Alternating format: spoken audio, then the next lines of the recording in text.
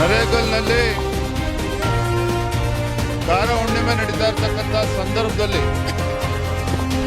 ಇದೇನು ಮೊದಲ ಬಾರಿ ಆಗ್ತಾ ಇರ್ತಕ್ಕಂಥದ್ದಲ್ಲ. ಈ ಭಾಗದಲ್ಲಿ ಹಿಂದೂಗಳು ಭಾಳ ಶ್ರದ್ಧೆಯಿಂದ ಸಂಭ್ರಮದಿಂದ ಕಾರ ಹುಣ್ಣಿಮೆ ನಡೆಸ್ತಕ್ಕಂಥ ಸಂದರ್ಭದಲ್ಲಿ ಹೋರಿಯನ್ನು ಬೆದರಿಸ್ತಾರೆ. ಹೋರಿಯನ್ನು ಬೆದರಿಸೋದಕ್ಕೆ ಪಟಾಕಿ ಸಿಡಿಸಿದ್ರು ಅನ್ನೋ ಒಂದೇ ಒಂದು ಕಾರಣಕ್ಕೆ ಇವತ್ತು ನಮ್ಮ ಹಾಲು ಮತಸ್ಥ ಸಮಾಜಕ್ಕೆ ಸೇರಿರ್ತಕ್ಕಂಥ ಲೋಹಿತ್ ಕುರ್ಬರ ಇರ್ಬೋದು, ಶಿವರಾಜ್ ಇರ್ಬೋದು, ಜಯಪ್ಪನವರು, ಅದೇ ರೀತಿ ನಾಗಪ್ಪ, ಮಲ್ಲಪ್ಪ ಮತ್ತು ಲಿಂಗರಾಜ್ ಕುರುಬರು ಇವರೆಲ್ಲರ ಮೇಲೂ ಕೂಡ ದುಷ್ಕರ್ಮಿಗಳು ಅಂದರೆ ಒಂದು ಕೋಮಿಗೆ ಸೇರಿರ್ತಕ್ಕಂಥ ಏನು ದೇಶದ್ರೋಹಿಗಳಿದ್ದಾರೆ, ಮಾರಣಾಂತಿಕ ಹಲ್ಲೆಯನ್ನು ಕೂಡ ನಡೆಸಿದ್ದಾರೆ. ಇವತ್ತು ಹುಬ್ಳಿನಲ್ಲಿ ಕಿಮ್ಸ್ ಆಸ್ಪತ್ರೆಯಲ್ಲೂ ಕೂಡ 3 ಜನ ಅಡ್ಮಿಟ್ ಆಗಿದ್ದಾರೆ. ಹಾವೇರಿ ಆಸ್ಪತ್ರೆಯಲ್ಲೂ ಕೂಡ 3 ಜನ ಅಡ್ಮಿಟ್ ಆಗಿದ್ದಾರೆ. ಒಟ್ಟಾರೆಯಾಗಿ ಹೇಳೋದಾದರೆ ಇಲ್ಲಿ ಒಂದು ವಾತಾವರಣ ಹಾಳು ಮಾಡ್ತಕ್ಕಂಥ, ಹಿಂದೂಗಳನ್ನು ಬೆದರಿಸ್ತಕ್ಕಂಥ ಒಂದು ಷಡ್ಯಂತ್ರ ಕುತಂತ್ರ ಇಲ್ಲಿ ನಡೀತಾ ಇದೆ. ಪೊಲೀಸರು ಕೂಡ ಆಡಳಿತ ಪಕ್ಷದ ಕೈಬೊಂಬೆ ಆಗಿ ಇವತ್ತು ವರ್ತಿಸ್ತಾ ಇದ್ದಾರೆ. ಪೊಲೀಸ್ ಸ್ಟೇಷನ್ ಅಂತ ಹೇಳಿದ್ರೆ ಇವತ್ತು ಕಾಂಗ್ರೆಸ್ ಕಚೇರಿ ಆಗಿದೆ. ಇವತ್ತು ಹಿಂದೂಗಳು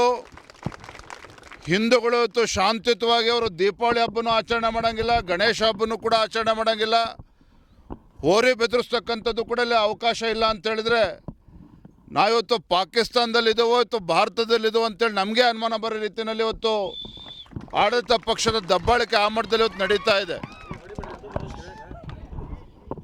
ಇಂಥ ಸಂದರ್ಭದಲ್ಲಿ ಇವತ್ತು ನಾನು ರಾಜ್ಯದ ಮುಖ್ಯಮಂತ್ರಿ ಕೇಳೋದಕ್ಕೆ ಇಚ್ಛಪಡ್ತೇನೆ.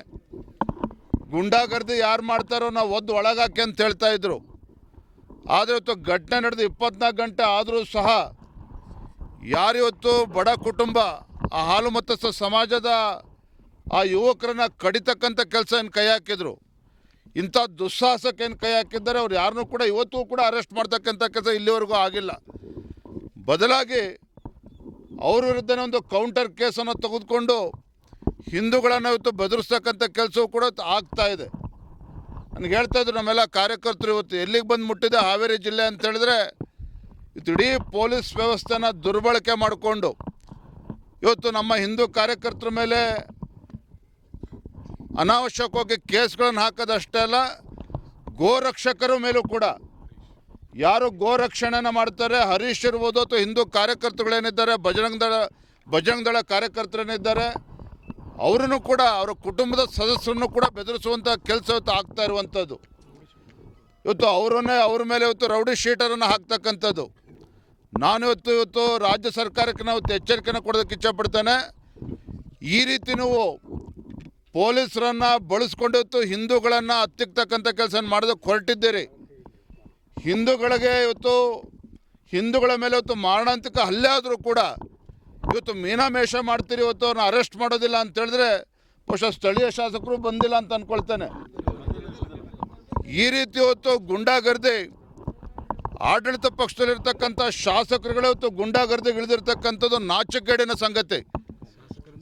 ನಾನಿವತ್ತು ಆಗ್ರಹ ಪಡಿಸ್ತಾ ಇದ್ದೇನೆ, ಇವತ್ತು ತಡ ಮಾಡ್ದೇನೆ ಯಾರಿವತ್ತು ಈ ಬಡ ಕುರುಬ ಸಮಾಜದ ಹಾಲು ಮತಸ್ಥ ಸಮಾಜದ ಮೇಲೆ ಮಾರಣಾಂತಿಕ ಹಲ್ಲೆ ಮಾಡಿದ್ದಾರೆ, ಇವರನ್ನು ತತ್ಕ್ಷಣ ಅರೆಸ್ಟ್ ಮಾಡದೆ ಹೋದರೆ ಜನರೇ ಇವತ್ತು ಬೀದಿಗಿಳಿದು ಕುಡುಗೋಲು ಕಲ್ಲಿ ತಗೊಳ್ತಕ್ಕಂಥ ಪರಿಸ್ಥಿತಿ ನಿರ್ಮಾಣ ಆದರೆ ಅದಕ್ಕೆ ಪೊಲೀಸ್ ವ್ಯವಸ್ಥೆನೇ ಕಾರಣ ಆಗ್ತದೆ. ಇಲ್ಲಿರ್ತಕ್ಕಂಥ ಆಡಳಿತ ಪಕ್ಷದ ಶಾಸಕರೇನಿದ್ದಾರೆ ಅವರೇ ಹೊಣೆಗಾರಿಕೆಯನ್ನು ತೆಗೆದುಕೊಳ್ಬೇಕಾಗ್ತದೆ. ಅದು ಆಗಬಾರ್ದು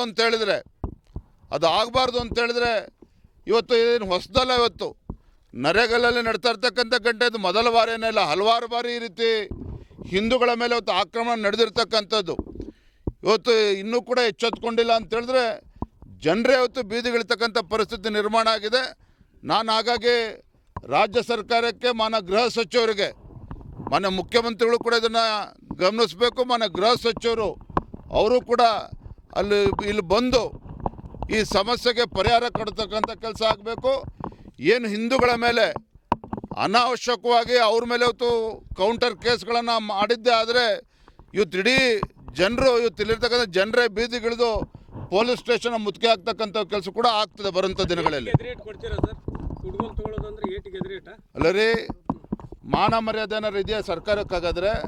ಏಟಿಗೆ ಎದುರೇಟು ಪ್ರಶ್ನೆ ಅಲ್ಲ. ಇವತ್ತು ಎಲ್ಲರೂ ಕೂಡ ಒಂದೇ ತಾಯಿ ಮಕ್ಕಳಂತ ಇರಬೇಕು. ಆದರೆ ಇವತ್ತು ಎಲ್ಲೋ ಒಂದು ಕಡೆ ಪೊಲೀಸ್ ಸ್ಟೇಷನ್ ಅಂತಕ್ಕಂಥದ್ದು ಕಾಂಗ್ರೆಸ್ ಕಚೇರಿ ಏನಾಗಿದೆ, ಇದ್ರ ಪರಿಣಾಮನೇ ಇವತ್ತು ಇಲ್ಲಿ ಈ ಘಟನೆ ನಡೆದಿರ್ತಕ್ಕಂಥದ್ದು. ಹಾಗಾಗಿ ಎಚ್ಚೆತ್ಕೊಳ್ಬೇಕು ಅಂತ ನಾನು ಹೇಳ್ತಾ ಇದ್ದೇನೆ. ಬಿಡಪ್ಪ, ಅದ ನಾವೇ ಮಾತಾಡ.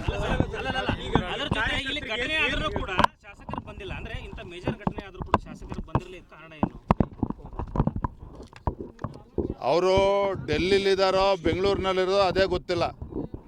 ಎಲ್ಲ ಅವ್ರವ್ರ ಮಂತ್ರಿ ಸ್ಥಾನ ಪಡೆದುಕೊಳ್ಬೇಕು ಅಂತೇಳಿ ದೆಹಲಿಗೆ ಹೋಗಿ ಕೂತಿರ್ತಕ್ಕಂಥದ್ದು ನಾವು ನೋಡ್ತಾ ಇದ್ದೇವೆ. ಅವ್ರಿಗೇನಾದರೂ ಶಾಸಕರಿಗೆ ಇವತ್ತೇನು ಬರೇ ಮುಸಲ್ಮಾನರು ಓಟಿಂದ ಗೆದ್ದಿರ್ತಕ್ಕಂಥದ್ದಲ್ಲ, ಹಿಂದೂಗಳು ಕೂಡ ಓಟ್ ಹಾಕಿದ್ದಾರೆ. ಹಿಂದೂಗಳ ರಕ್ಷಣೆ ಮಾಡ್ತಕ್ಕಂಥದ್ದು ಅವ್ರ ಕರ್ತವ್ಯನೂ ಇದೆ.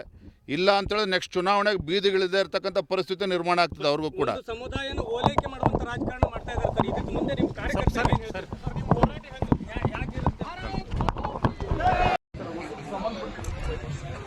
ಆ ಮುಸ್ಲಿಂ ಅಂದ್ರೆ ಅವ್ರು ನಮ್ಮ 91 ನಂತರ ಮಾತಾಡ್ರಿ.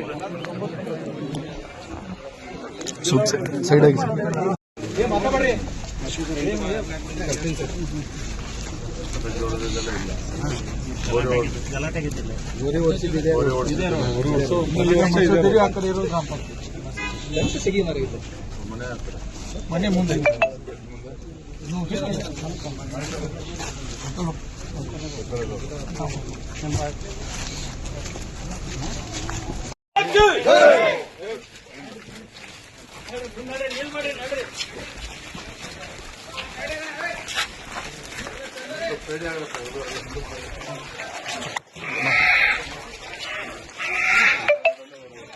ರಾಕೇಶ್ ನಾನೇ ಫೋನ್ ಮಾಡಿ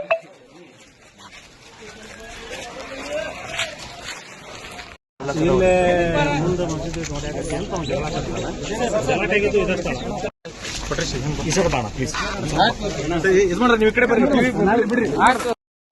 ಸೈಡ್ ಬಂದ್ಬಿಡ್ರಿ. ಬರೀ ಕೈ ಬಿಡ್ರಿ.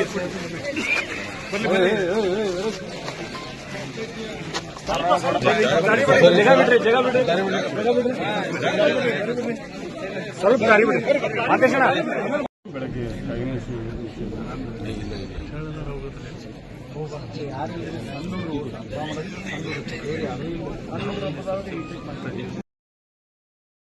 ಏನ ತೀರ್ಮಾನ ಹೇಳಿ